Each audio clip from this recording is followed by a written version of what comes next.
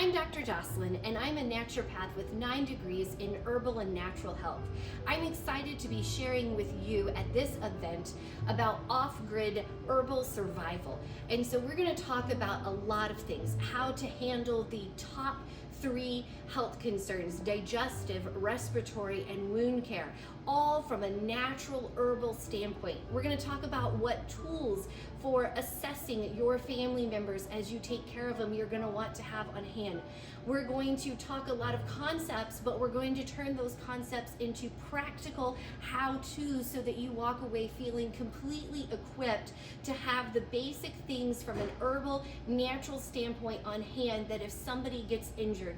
And in this class, we're going to talk real-life examples of things that I have personally done or had clients do, and the successes and the challenges that they have experienced. So whether you have no herbal knowledge, you're interested in herbs, or you have a lot of herbal knowledge, you will benefit from this class. It's intense, it's a lot to learn, but we're gonna have fun, and you're gonna walk away feeling equipped to be there for your family with a natural suitcase to help support your family's health.